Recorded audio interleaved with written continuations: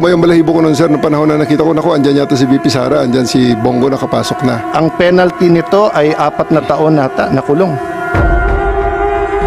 Who gave you the order? I take my orders from the Chief of the Philippine National Police. So, Chief PNP. Ang ano po namin is really to assist ang PCTC po. Kaya nga.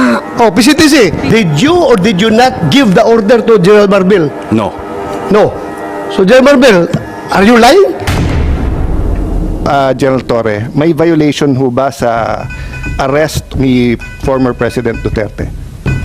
No, sir. Any person arrested or detained or shall be allowed visits by or conference with any member of his immediate family or any medical doctor or priest, minister chosen by him. I saw the video, sir. President Duterte was asking for his own doctors.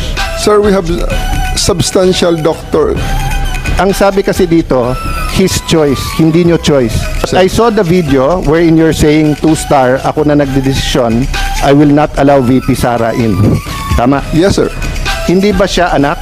Nung nakita ko tong batas na to, nakalagay, pag anak, you cannot stop them. Ang penalty nito ay 4 na taon nata na kulong.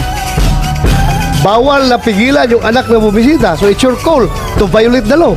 Yung doctor suba ni President Duterte certified him fit to travel. It's not part of the procedure for his private doctors for that to do that, sir. It will be the government doctors who will be No, taking that's not that, sir. true, sir. Ang nakalagay ho dito sa batas, it can be his doctors.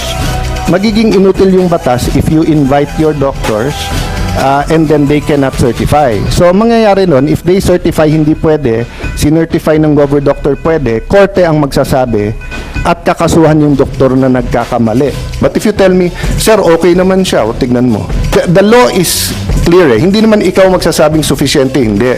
But you're supposed to allow all of his doctors in right away and you're supposed to allow his family members there and not deny them.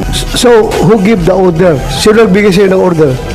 Sir, No, I have a team you of are the people one there. there. Wala si SOG doon. Ikaw ang nagkarga sa kanya sa aeroplano. Kaya tinatanong kita, who gave you the order? Still, sir, I take my orders from the Chief of the Philippine National Police. So, Chief PNP. It's always the guidance that ang ano po namin is really to assist ang PCTC po. Kaya nga. Oh, PCTC, did you or did you not give the order to General Marbil? No. No. So, General Marbil, are you lying? So I'm not lying, but I just want to have the executive privilege po regarding this matter. This Ay, operational matter. nandito na tayo eh. Executive privilege ka dyan. Bakit naging executive privilege? Kanina, bigla? sinabi mo, PCTC ang nagbigay ng order. Ngayon, mag-executive privilege ka. Kung sino-sino na tinuro mo. That's why we didn't want to attend the last hearing because this is what we were expecting, ma'am. We didn't want to be bullied. We are not bullying you, sir. Ha? We want the truth. Secretary Remulla, I recall that General Torre, nagbigay siya ng interview na sinabi niya, bigyan lang ako ng eroplano. Ako nang bahala dyan. Arrest him and bring him to the Hague. Yun na. Simple as that. Arrest him and bring him to the Hague. Sagot ko lang, sir, bigyan mo ko aeroplano. O di ayos. So Secretary Remulla, nagpa-interview na si General Torre. We're not bullying him. He voluntarily gave this interview. Sinabi niya na siya talaga. Paano ba yun? Sino nag-utos sa kanya? I gave them the advice. That, So kayo number ang one, nagutos? serve the warrant of arrest. And number two, surrender him to the Hague. That's what the law provides. So, sir, you're the one giving the orders.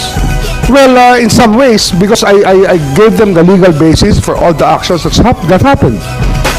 So, you're the one giving the orders. If I have to be the one, then if I am the one No, sir. that is referred to, I will admit it.